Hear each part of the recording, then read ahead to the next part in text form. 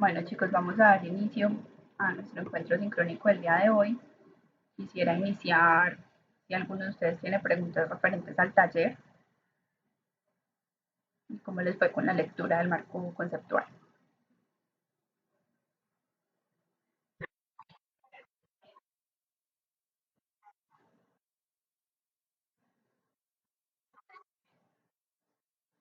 Bueno, igual todavía hay plazas hasta la medianoche, ¿cierto, chicos?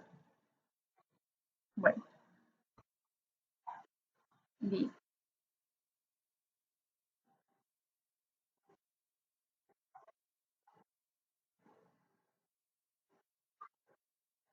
Ah, pero el trabajo que es en grupos es el final.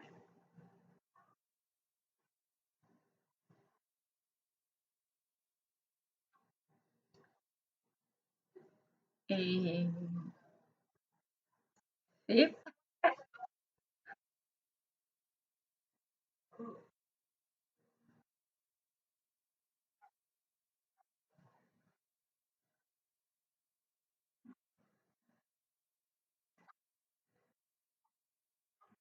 pero ya te confirmo.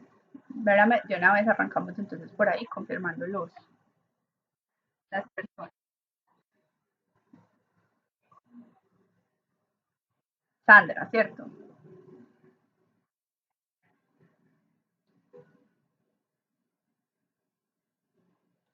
Bueno, entonces espérame, yo de una vez hago aquí los equipos para la exposición para que tengamos claros los parámetros.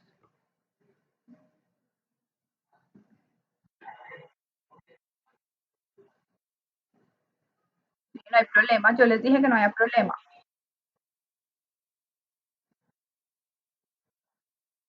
No, no, no, yo les dije que no había problema en que lo hicieran solo, pero pues tampoco puedo por ese hecho.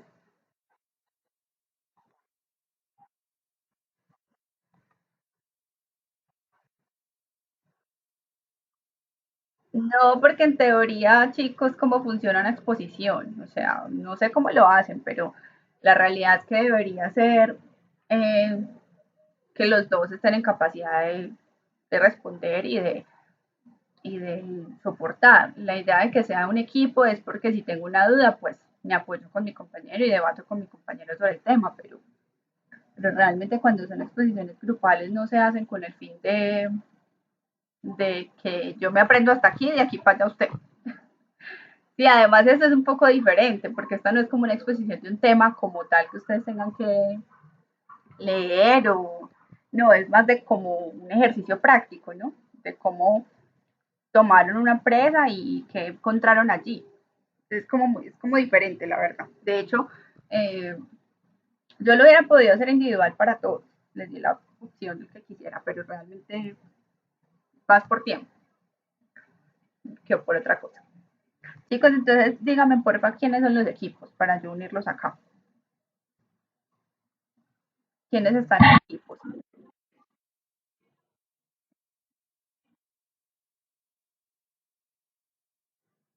No, tres ya es mucho. No, no, no. Los equipos que están ya conformados, ¿quiénes son? Para yo darles el orden de la exposición. Ah, vale. ¿Quiénes son los otros equipos, chicos?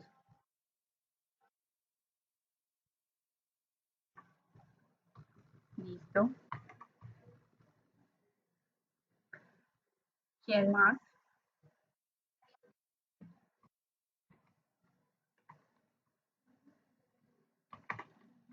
Listo. ¿Quién más?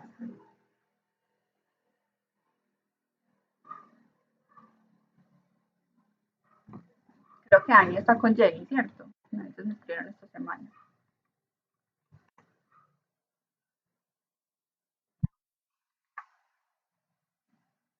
Listo. Valentina Gudelo. Ah, Valentina con Maylin, ok. Listo, chicos. Entonces,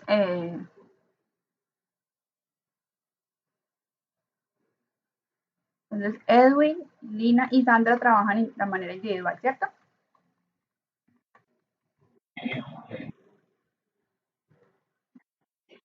Listo, chicos. Bueno, perfecto.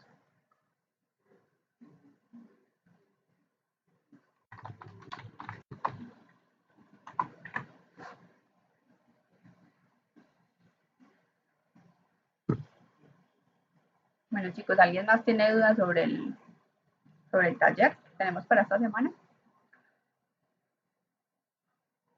Bueno, entonces para que cerremos el tema del entregable final.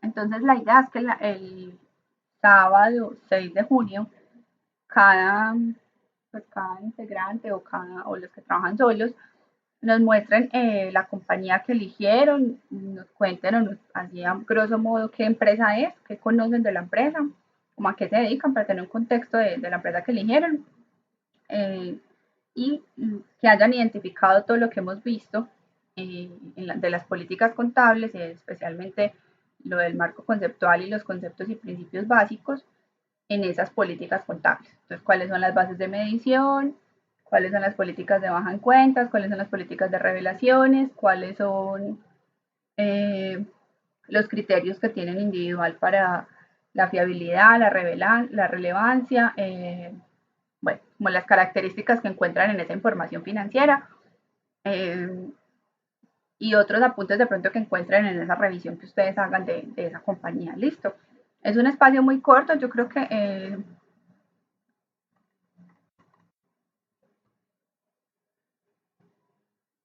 en 15 minutos máximo y es suficiente para que cada uno exponga. Listo, entonces ahí nos alcanza el tiempo perfecto.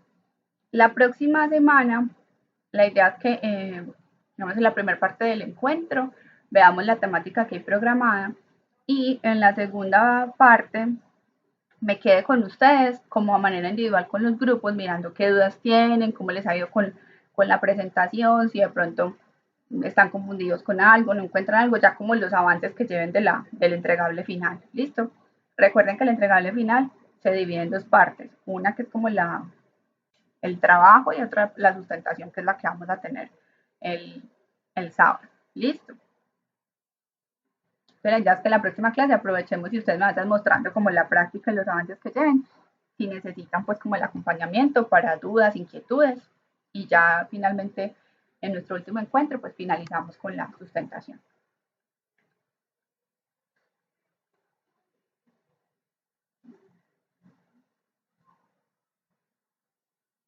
Bueno, voy a iniciar entonces con la presentación que tenemos para el día de hoy.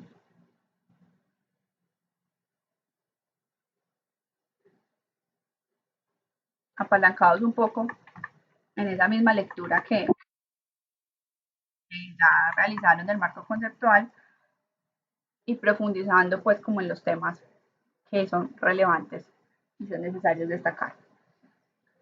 Entonces vamos a iniciar con el aspecto del reconocimiento inicial. La semana pasada terminamos hablando de las bases de medición, ¿cierto?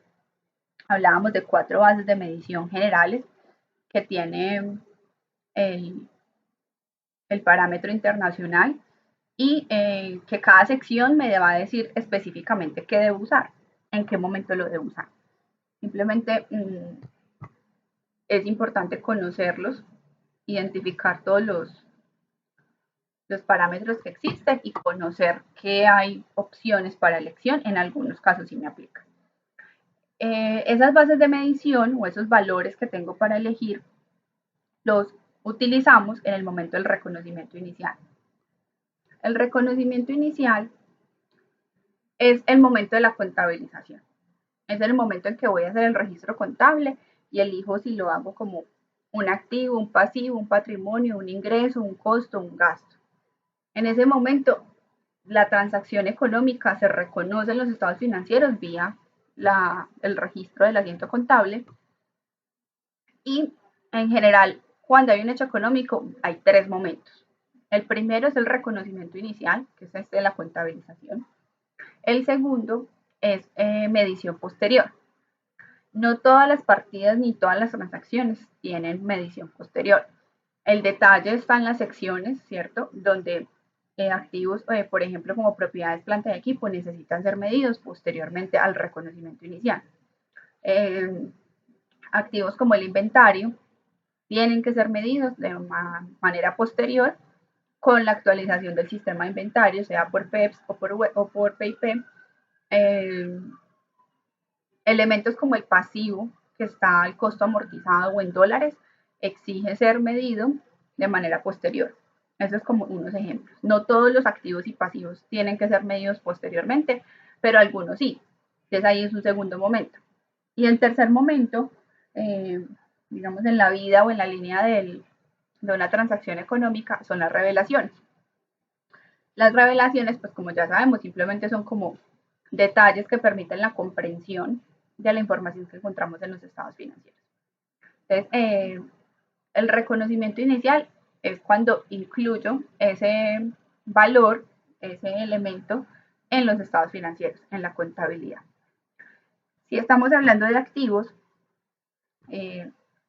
hay como unas características fundamentales para que un activo sea reconocido como un elemento del estado de situación financiera y se contabilice como un activo. El principal de ellos viene en la definición. Ya sabemos que la definición del activo es que es un recurso controlado derivado de un suceso pasado que me genera un beneficio económico futuro, ¿cierto? Entonces, cuando un hecho económico me cumple esa condición, yo hago el reconocimiento inicial. Es decir, hay un activo, es un activo, lo reconozco como un activo porque voy a obtener un beneficio económico de él, ¿cierto?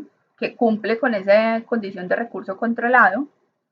Y además, esto no es opcional, es y además de carácter obligatorio, ese activo que cumple con esas condiciones tiene un valor. Yo puedo identificarle un valor a esa transacción. El valor, recuerden que hay formas de calcularlo, que son las bases de medición que vimos anteriormente. En los eventos en que yo no tenga cómo determinar un valor, pues no podré reconocer un activo, porque no tengo un valor confiable para registrarlo en mi contabilidad. Entonces son las dos condiciones, que me cumpla el recurso controlado, que me genera un beneficio económico y que tiene un valor o un costo, que está dentro de las bases de medición que ya conocemos.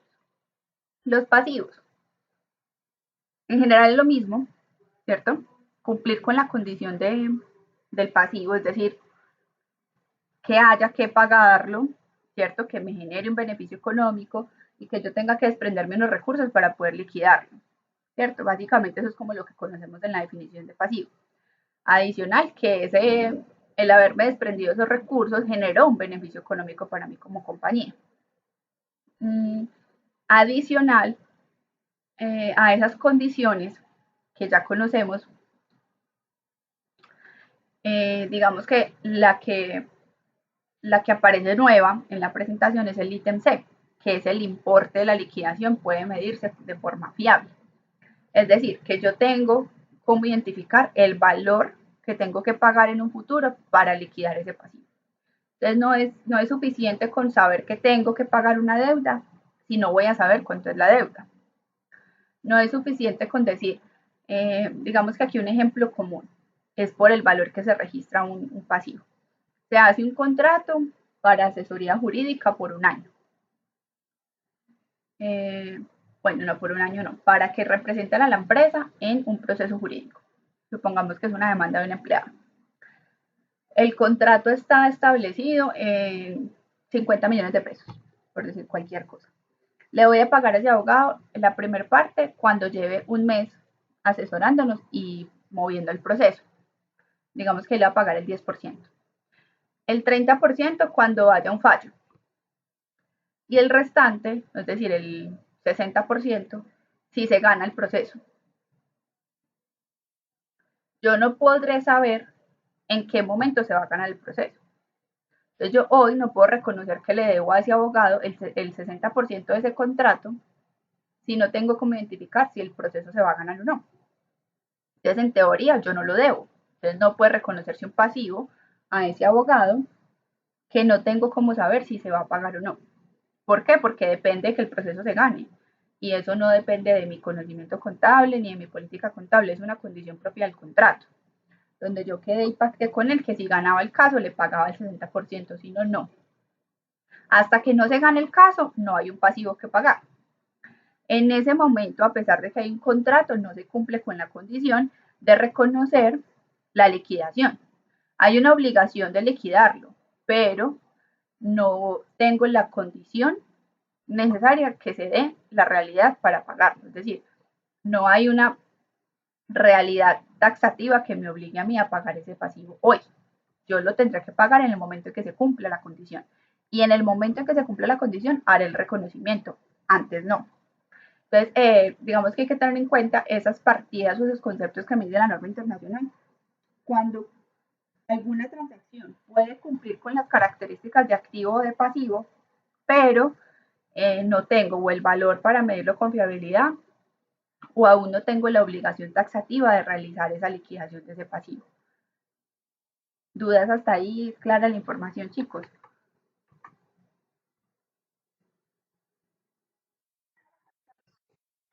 Bueno, ¿cuándo se reconoce un ingreso? En términos generales, el ingreso se reconoce cuando se deja de reconocer un activo o un pasivo. Entonces, más o menos funciona que si hay un incremento en el activo, ¿cierto? Hay un ingreso. O si hay una disminución del pasivo, hay un ingreso. Es como funciona en término general el reconocimiento de un ingreso. No es literal, ¿cierto? Es en término general cómo funciona el reconocimiento. Dependerá de la transacción, ¿cierto? Pero un ejemplo es, se disminuye eh, el pasivo por interés. Yo, por descuento, perdón, yo tenía una cuenta por pagar al proveedor y la disminuí y me gané no el interés, sino el descuento. Ese descuento para mí como empresa viene siendo un ingreso, ¿cierto? Para mí que fue el que me gana el descuento. Otro, en el ejemplo del activo, cuando aumenta mi cuenta por cobrar a clientes, generalmente viene derivado de una venta. Entonces, aumenta mi activo. En ese escenario hay una venta, hay un ingreso por producto de esa venta. Más o menos es la relación. No quiere decir que siempre que haya un activo aumentando hay que reconocer un ingreso. No, porque en ocasiones puede aumentar un activo, por ejemplo, la caja, pero es porque me pagaron una cuenta por cobrar. ¿Cierto? Ahí sería una transacción entre activos, no necesariamente se mueve el ingreso. Entonces depende del hecho económico, hay que darle contexto, pero en términos generales los activos se incrementan y eso da lugar a un ingreso, o los pasivos se disminuyen y eso da lugar a un pasivo, a un ingreso, perdón. Los gastos. Los gastos, digamos que es la relación inversa. Entonces, en el evento en que eh, el pasivo aumenta, el gasto aumenta. Entonces, el ejemplo es la cuenta por cobrar a un proveedor. Yo le compré elementos de papelería a una empresa a crédito. Aumentó mi pasivo, se generó un gasto. Pero también pudo haber sido esa misma compra de contado. Entonces ahí lo que pasó fue una disminución del activo, una disminución de mi caja, de mi efectivo. Y ahí se reconoció un gasto. Pero otra vez, no quiere decir que siempre que disminuya el activo hay que reconocer un gasto o que siempre que aumente el pasivo haya que reconocer un gasto. Es un término general que no se genera el marco conceptual. Eh, Hay otra precisión que nos da el marco conceptual y es que en el reconocimiento inicial, perdón chicos, en el reconocimiento inicial, una entidad eh, siempre medirá los activos y pasivos al costo histórico, a menos que una sección específicamente le diga que lo haga de otra manera. O sea que si yo estoy leyendo, no sé, la sección de propiedad de inversión y en el ejemplo la sección no me dice con qué base de medición debo hacer el reconocimiento inicial, lo haré al costo histórico. Si la sección le dice hágala al costo histórico o al costo razonable, pues tengo dos para elegir, ¿cierto? Pero me lo dijo la sección. Si la sección puntualmente o la norma internacional en el caso de las empresas que apliquen NIC-PRENAS, es decir, el grupo 1, ¿qué tendré que hacer? Usar el costo histórico, ¿cierto? Eso es otra definición que encontramos allí en la parte del reconocimiento inicial de activos, de elementos del estado financiero. Cuando una partida que cumple con la definición, el ejemplo que les ponía ahora, tengo el activo, me cumple con que no sé, un computador, supongamos que encontramos un computador en el inventario de la compañía, haciendo el inventario físico, un computador que se está usando. No se va a vender y está generando beneficio económico, ¿cierto? Hay alguien que trabaja con él y hace parte del proceso de venta de las compañías. Cumple el concepto de elemento activo, es un recurso controlado, está dentro de mi empresa, yo soy el que lo controlo, me genera un beneficio económico, pero yo no tengo cómo determinar el valor del computador, porque se le borró la marca, se le borró la referencia, entonces no sé en qué fecha se compró, no tengo cómo saber qué referencia es para poderlo medir al costo actual, a ver si lo reconozco por ese valor. Lo mismo, no sé el valor de referencia para mirar quizás un valor razonable, ¿cierto? Entonces, en ese momento, a pesar de que el activo, ese computador, cumple la clasificación las características para ser considerado un activo, no lo puedo reconocer porque no cumple con la otra, que es el valor fiable, ¿cierto? En ese caso, cuando un elemento no se puede reconocer, hay que hacer una revelación. Y es decir, que los activos en algún momento pueden tener una variación, en el ejemplo que estaba dando, porque no se ha cumplido con el criterio de medición fiable. Pero en el momento en que se haga, se va a incorporar ese elemento al valor de los activos presentados en ese estado de situación financiera. De pronto lleguen a encontrar ustedes un caso de esos en la aplicación práctica que van a realizar. Eso es poco común, ¿cierto? Pero puede llegar a suceder. En ese momento hay que hacer una revelación y debe ser muy clara y detallada para que quien entienda o revise los estados financieros pueda interpretar o ingerir qué va a pasar con esa partida. Y si eso llegara a ser valor de activo, a ser valor de pasivo, qué tanto puede cambiar mi decisión respecto a esa compañía, a esa información financiera. Pues en el ejemplo que yo les daba de un computador, pues quizás eso no es mayor dinero, pero donde sean 10 computadores, ahí estaríamos hablando de un valor como importante, ¿cierto? Entonces siempre tengo que revelar esa parte en los estados financieros. Cuando no puedo reconocer en el momento inicial un activo o un pasivo. Listo.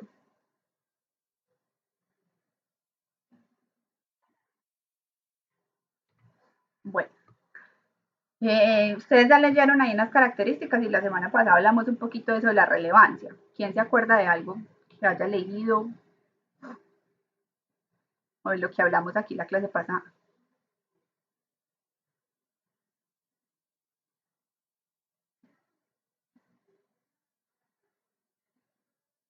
¿Qué es relevancia?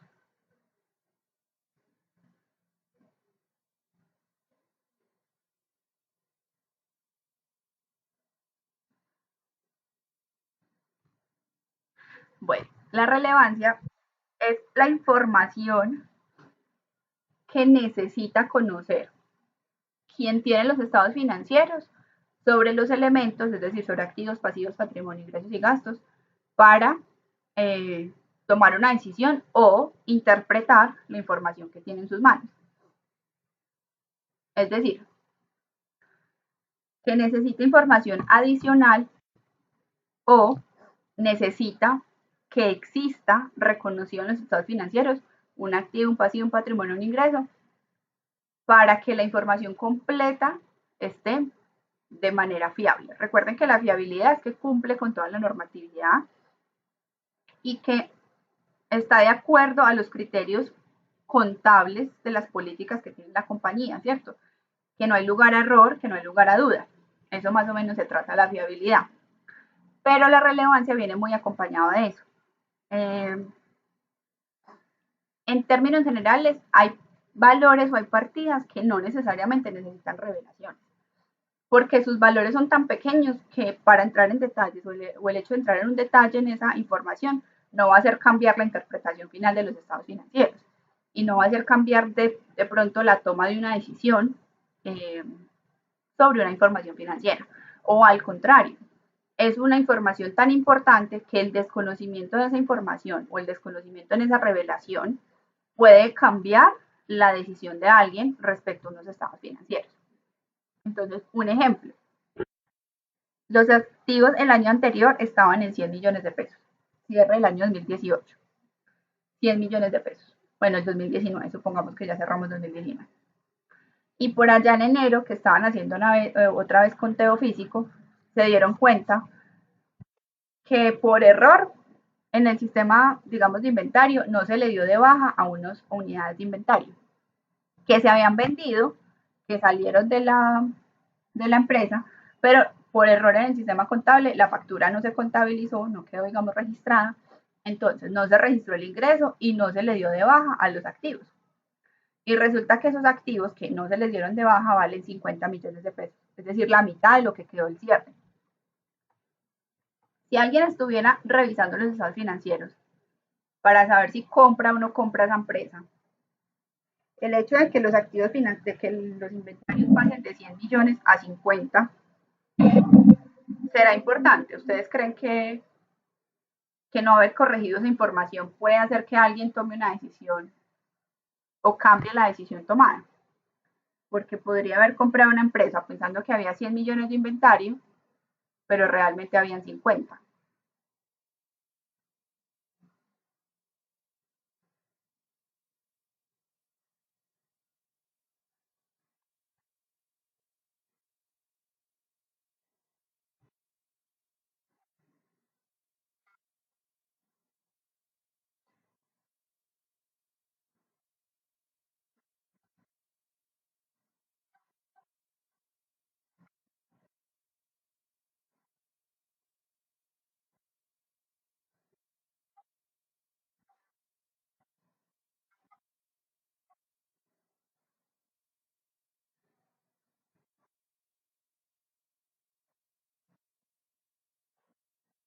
Exactamente.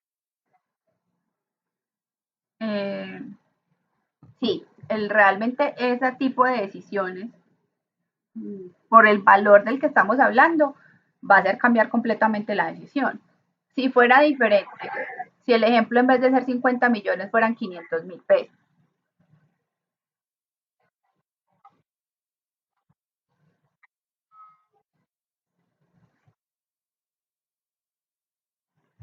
en ese caso, quien compró la empresa por 500.000 pesos, pues quizás dije, bueno, perdí 500, pero no es un golpe fuerte, digámoslo así. Ese carácter de relevancia va a depender siempre digamos, del patrón con el que se mira.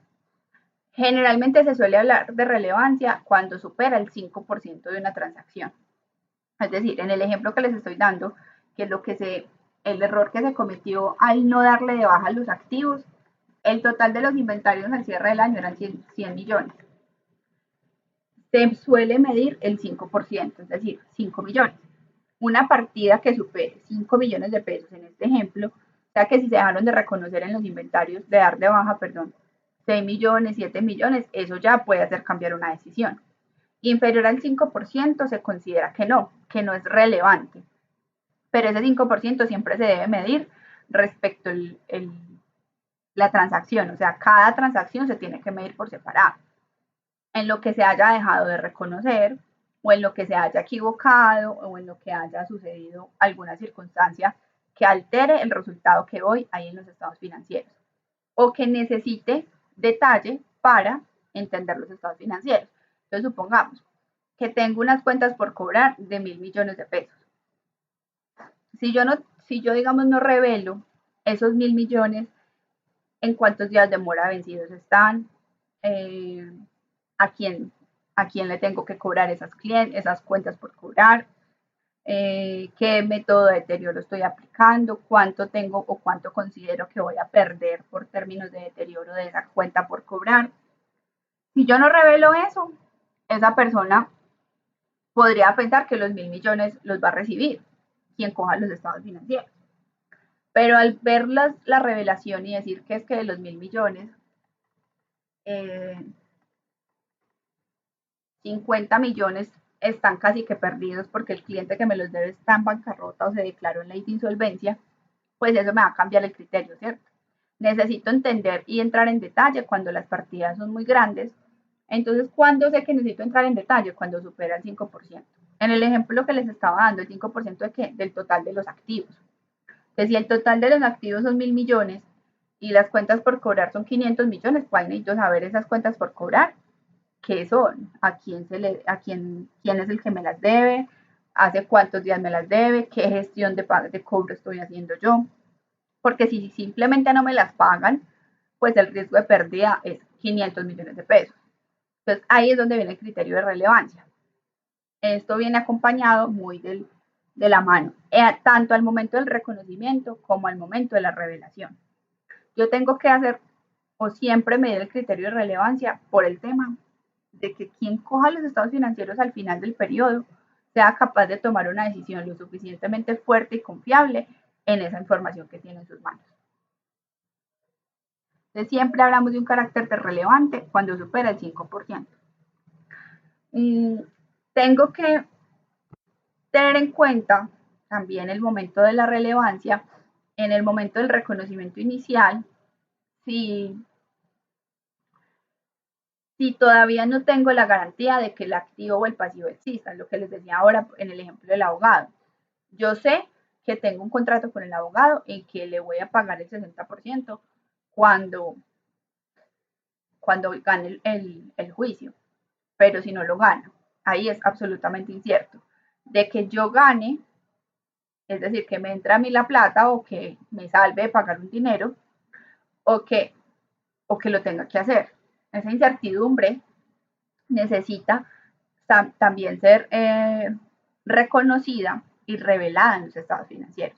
O lo que les decía ahora del elemento que no se puede registrar, que no tengo las bases para medirlo, pues también lo tengo que revelar en el sentido de que tenga el carácter de relevante. Entonces les ponía el ejemplo, si es un computador, pues no pasa nada. Pero si son 50 computadores cuyo valor ya puede ser importante, tendré que revelar en los estados financieros que hay unas partidas de 50 computadores que no sé el valor y que no están registrados en la contabilidad de la empresa. Pero si es un computador el que me hace falta, pues no le voy a hacer revelación a eso, porque no viene acompañado de la relevancia. Entonces la relevancia también lo encuentran mucho con el carácter o el nombre de materialidad o importancia relativa. ¿Qué tan importante es ese concepto, es ese activo, es ese pasivo para tomar o no tomar una decisión? Siempre tendré que preguntarme si eso podría ser o no cambiar una decisión por el hecho de conocer esa información adicional o de no conocerla. ¿Sí?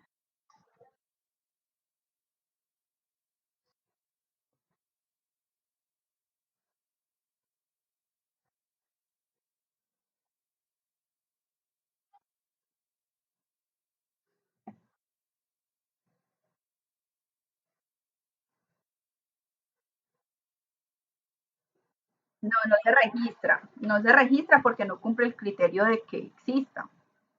Yo no tengo la obligación real, porque la obligación no depende de mí, depende de que él gane el juicio y yo no sé si lo va a ganar.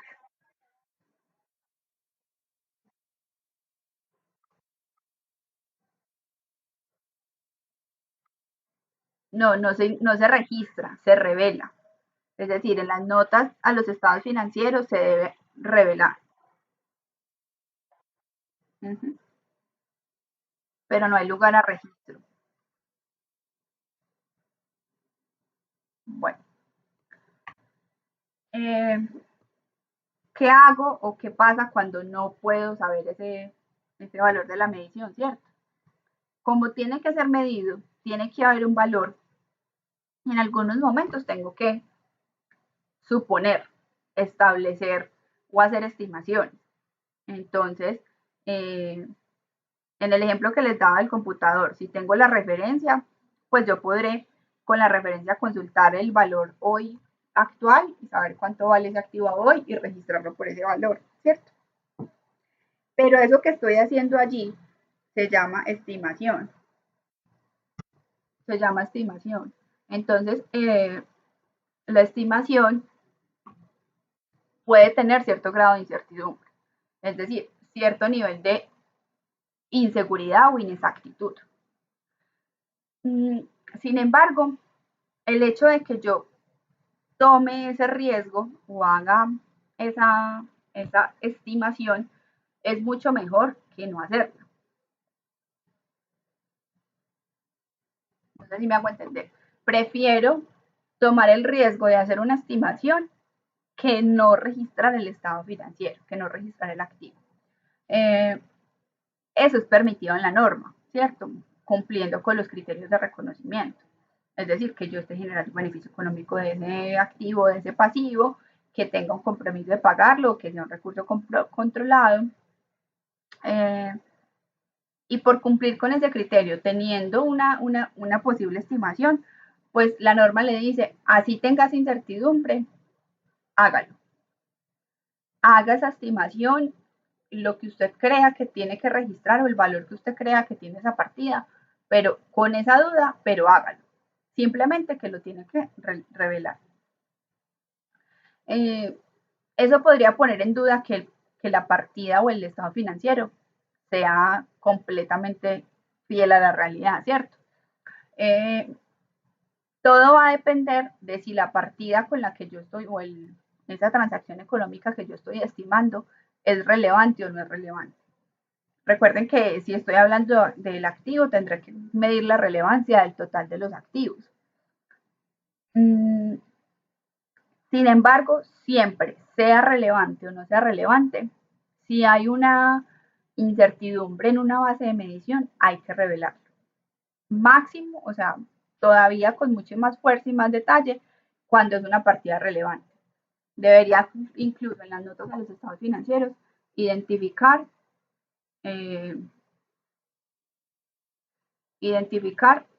si es o no es relevante y revelarlo.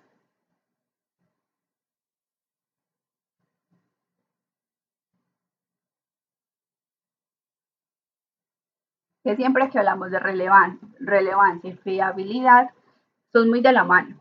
Que la partida sea importante, es decir, que supere ese 5%, que sea relevante y que cumpla o esté sujeto a la realidad financiera de la compañía, que sea medido con fiabilidad, que sea una representación fiel de la información contable y financiera de la compañía. Entonces, la representación fiel, ¿a qué se refiere?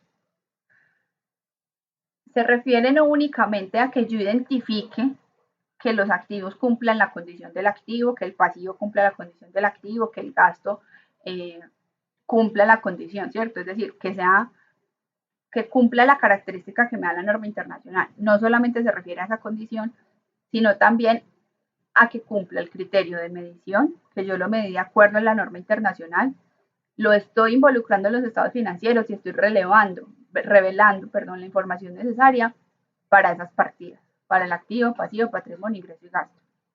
Entonces, esas características de la información financiera, de representación fiel o de fiabilidad y de relevancia o importancia relativa, vienen de la mano en todos los momentos de la compañía. Yo les hablaba de 3 momentos de un hecho económico: el reconocimiento inicial, la medición posterior y la revelación. Esas dos características de relevancia y de representación fiel tienen que estar presentes en esos 3 momentos de un hecho económico en una compañía. No es opcional, es que tienen que cumplir el carácter de representación fiel o fiabilidad y el carácter de relevancia.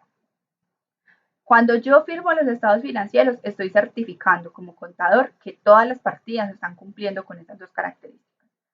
Esas dos características de la información financiera son básicas, son fundamentales, no son cualitativas o extras como algunas otras. En el marco conceptual veíamos muchas características, pero las únicas que son, digamos, fundamentales son estas dos. No quiere decir que las otras no se tengan que hacer o no se tengan que cumplir, pero estas dos no son negociables. Sí o sí las tengo que cumplir. Entonces, Cuando estoy en el momento de la evaluación de si reconozco o no reconozco un activo o un pasivo, hay que identificar, digamos que, el efecto que eso pudiera tener. Entonces, la representación de ingresos, gastos o patrimonio, que esté en duda de si lo reconozco o no lo reconozco, tengo que mirar el impacto que pueda tener. Entonces, supongamos que se adquiere un activo, en el ejemplo efectivo, a cambio de ese efectivo, yo tengo que entregar un inventario, ¿cierto? Disminución del activo. Para recibir a cambio efectivo, aumentar el efectivo equivalente. Si yo no reconozco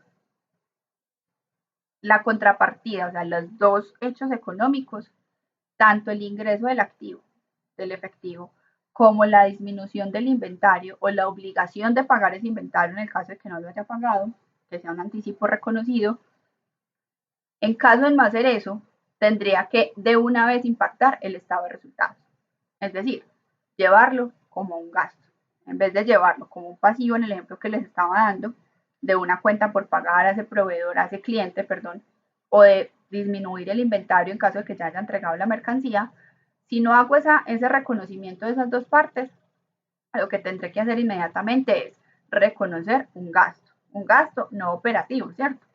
Por la falta de haber registrado el hecho económico en el momento real, en el momento en que sucedió. Y no tengo cómo comprobar qué pasó. ¿Por qué no se reconoció el activo? ¿Por qué no se reconoció el inventario que se disminuyó? Puede haber sido un error, puede haber sido adrede, pero está dañando la información final, en el ejemplo que les daba los inventarios, que no se habían reconocido, no se le había dado de baja los inventarios que se habían entregado y que ya el dinero estaba registrado en la cuenta, ¿cierto? Simplemente por un error en el sistema contable se dejó de contabilizar la factura. Eso hace que los estados financieros no muestren la realidad, no representen fielmente la realidad. En ese momento hay dos opciones: o devolverme a corregir el estado financiero, ¿cierto? Y expresar la realidad, o en el momento en que me doy cuenta, realizar el ajuste vía estado de resultados, que es lo que me dice la norma internacional. Es muy importante que los activos y pasivos entre compañías matrices y subordinadas también se reconozcan. ¿Qué es una matriz y una subordinada? Cuando una empresa compra a otra. Entonces, supongamos que Papeles Nacionales compró una fábrica de caña mucho más pequeña, ¿sí? El dueño de la molinera pequeña o de la parte de empresa de caña pequeña, digámoslo así, es la subordinada. La matriz es Papeles Nacionales. Es muy común que entre ese tipo de empresas, como se dedican a lo mismo, tienen el mismo objeto social, entonces la una le pasa inventarios a la una le presta plata a la otra. Hay unas partidas de activos y pasivos que se pasan de una empresa a otra. Y eso, por creer que es la misma empresa, a veces no se reconocen los estados financieros. Si eso llegara a suceder, no se está cumpliendo con la representación fiel, porque no estoy registrando que de mi empresa salió el dinero para entrar a la otra. A pesar de que son matriz y subordinada, tienen contabilidad separadas y tienen que cumplir cada una, así sea la una dueña de la otra, con los principios de contabilidad, con el marco conceptual de la norma internacional. Entonces, así sea la una relacionada con la otra, tienen que reconocer cada una de manera independiente sus activos o sus pasivos. Y eso en algunas ocasiones se suele como olvidar. Entonces la norma es muy clara y le dice que al momento de dejar de conocer sus activos y sus pasivos no está cumpliendo con el carácter de relevancia, perdón, de representación. No está dando la información real sobre la situación financiera de la compañía, de ninguna de las dos. Siempre se debe revelar la fiabilidad, es decir, qué está relacionado para comprender o identificar que la información financiera cumple a satisfacción todos los elementos de los estados financieros y todos los principios de contabilidad. Siempre tengo que poder estar seguros de eso, cómo estamos seguros o cómo sé que se cumple cuando hay una revelación eh, relacionada con el concepto. Entonces, el ejemplo del abogado. Hay un posible pasivo ahí que no se sabe cuándo se tenga que reconocer, simplemente se hace una notica y se revela y estoy cumpliendo con la obligación de informarle a quien coge los estados financieros que esa empresa en un futuro tiene un pasivo grande que pagar. O que hubo un error en el cierre del año anterior y nos tocó reconocer como gasto unos inventarios que no se dieron de baja. ¿Sí? Información por el estilo. Siempre las revelaciones lo que hacen es apoyar o detallar esa, esa información contable necesaria para la comprensión.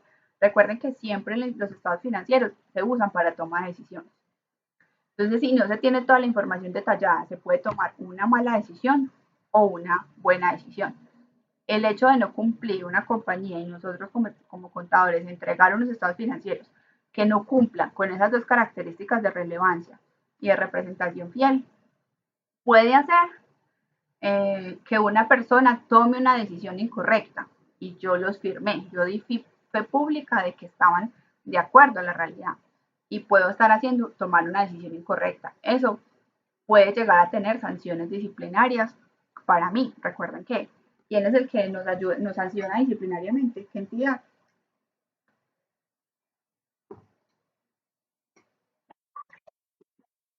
Correcto. Nosotros estamos siempre vigilados y alguien que puede haber visto afectados sus intereses por unos malos estados financieros entregados por un contador, podría denunciarlo. Y en ese caso, pues depende de la gravedad. Seguramente lo que va a pasar es que sea un proceso de que el contador tenga que indemnizar o subsanar el costo económico que tuvo para esa persona, como también podría dar lugar a suspensión por un término determinado y hasta la cancelación de la tarjeta profesional. Depende como de toda la gravedad que implique el asunto. Entonces nunca se nos puede olvidar estas dos características. Listo, chicos. ¿Qué otro término me habla? Digamos que el marco conceptual en los tres momentos que yo les hablaba, ¿cierto? Reconocimiento inicial, medición posterior y revelación. Ya hemos hablado mucho de revelaciones, pero en la medición posterior pueden suceder dos cosas. Yo identifico que un activo, un pasivo, un patrimonio ya no existe y lo que tendré que hacer es darle de baja en la contabilidad o dejar el saldo en cero. En la medición posterior puedo darme cuenta de eso o el valor cambia. En el primer escenario, es decir, que el activo o el pasivo ya no cumple con las condiciones inicialmente dadas, tendré que hacer una baja en cuentas. La baja en cuentas es eliminar ese activo o ese pasivo completamente de la contabilidad, que ya había sido reconocido en la contabilidad, pero que por algún motivo ya no existe. Entonces, ¿cuándo va a suceder eso? Cuando el elemento del activo deja de cumplir las condiciones. Es decir, que ya no es un recurso controlado o que ya no genera un beneficio económico futuro. O en el caso del pasivo, cuando ya se pagó, yo ya no tengo nada que pagar, ¿cierto? Ya está liquidada la obligación, o cuando no tengo el valor necesaria o la información clara para pagar. O incluso en el caso de los pasivos es muy común. Cuando supongamos que yo le debía a, a la empresa XYZ y la empresa se liquidó, dejó de existir. Puede que yo tenga el dinero hoy, pero ya no tengo a quién pagarle. Entonces ya no tengo una obligación de pagar. En ese sentido, se debe reconocer en los estados financieros esos cambios. No es correcto dejar unos saldos en la información contable que no se asemejan o no se asimilan a la realidad, no representan fielmente la información de la empresa. Entonces, ¿Qué requerimientos tengo que cumplir para bajar en cuentas un elemento de los activos o un elemento del pasivo? Tengo que tener en cuenta que al hacer esa baja en cuentas, lo que pretendo es registrar mejor la información, presentar más, con mayor fiabilidad la información financiera. Entonces, los activos y pasivos que hayan sido mantenidos después de una transacción y que se deban dar de baja, ¿cierto? Los tengo que hacer es porque al darle de baja voy a representar o a mostrar la información mucho más ajustada a la realidad. Cuando esos valores cambiaron y que el resultado de ese cambio implica que ya no exista. En el ejemplo que les decía, puede que yo tenga el contrato o la factura de crédito con el proveedor XYZ, pero si ya no existe, ya no existe. Entonces, ese evento, ese hecho, hace que yo ya no tenga un pasivo que pagar, porque ya no tengo tácitamente a quién pagar. Entonces, en esos momentos procederá la baja en cuentas. La baja en cuentas, digamos que el objetivo general es la fiabilidad, ¿cierto? Y siempre la voy a lograr, ese objetivo de la fiabilidad, eh, cumpliendo como con estas condiciones. Entonces, la baja en cuentas de los activos o pasivos que ya hayan sido transferidos, consumidos o que pues registrados y ya caducaron, lo que haré es darle de baja y reconocer, en ese caso, el estado de resultados. O un ingreso o un gasto, depende del caso. Si es un activo, si es un pasivo, pues será un ingreso o será un gasto. Depende si aumenta o disminuye. Ahí, cuando hago la contrapartida de darle de baja al activo y afecto el resultado, cumplí el objetivo de representar fielmente la información en ese momento que le di de baja al activo. Cuando, sí, cuéntame,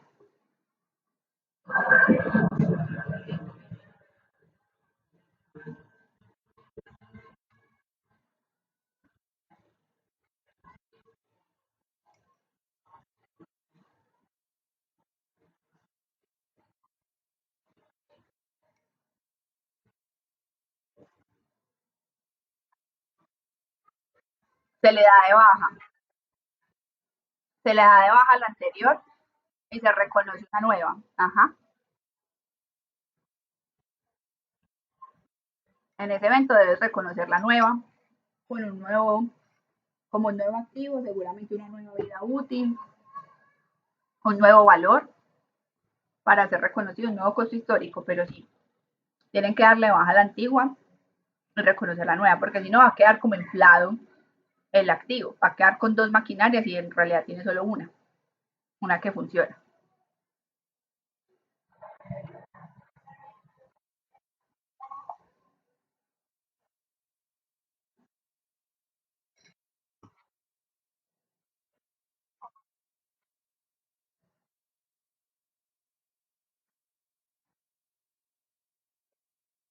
Uh -huh.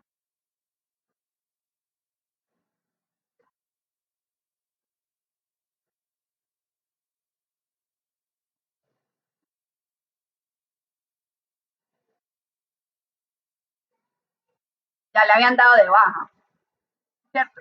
Ya le han dado de baja. Okay. En ese caso, eh, es reconocer un ingreso de una recuperación de un gasto, porque para darle de baja, lo que hicieron fue cancelar la cuenta por cobrar y generar un gasto por deterioro, ¿cierto? Ahorita lo que tendrán que hacer es como reversar, pero no van a tener que reversar toda la cuenta por cobrar, o sea, se han castigado 100 millones y les abonaron 10, van a reconocer únicamente como recuperación de ese costo los 10 millones, no es que tengan que reversar los 100, porque sigue existiendo la incertidumbre, entonces volver a reconocer una cuenta por cobrar total sin tener la certeza de que lo vayan a pagar es ir en contra de la representación fiel, ¿cierto?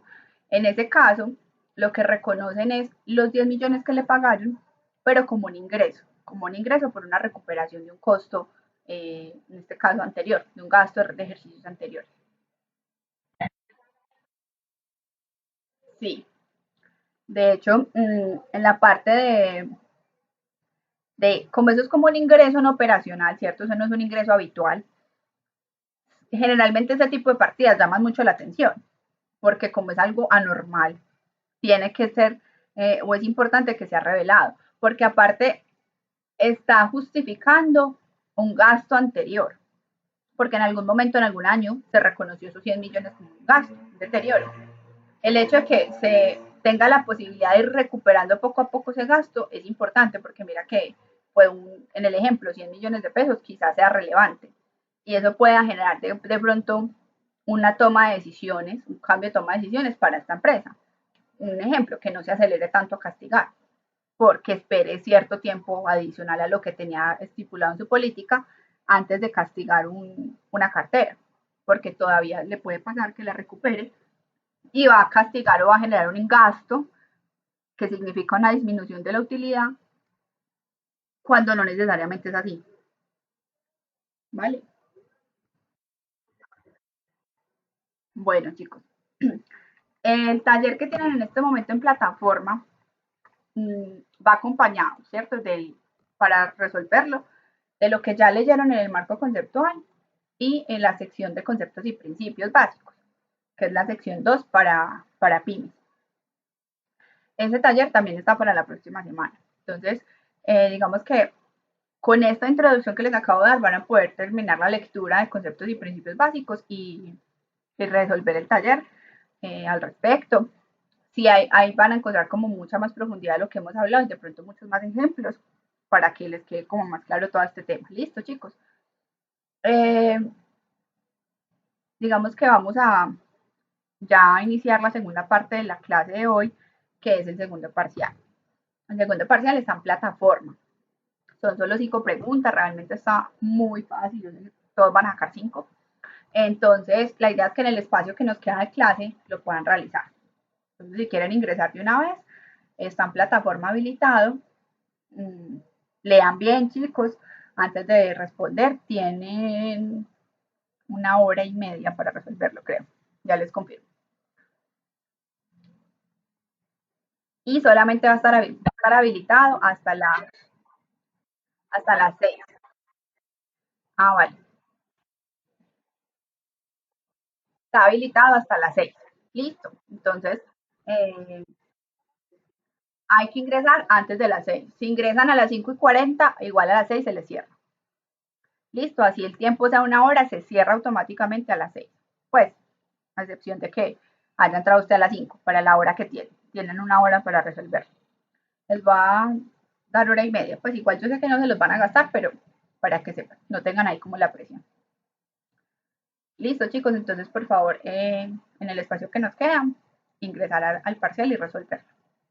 Yo voy a estar aquí conectada, no quiere decir que se tengan que quedar, pero porque el espacio pues es usarlo para,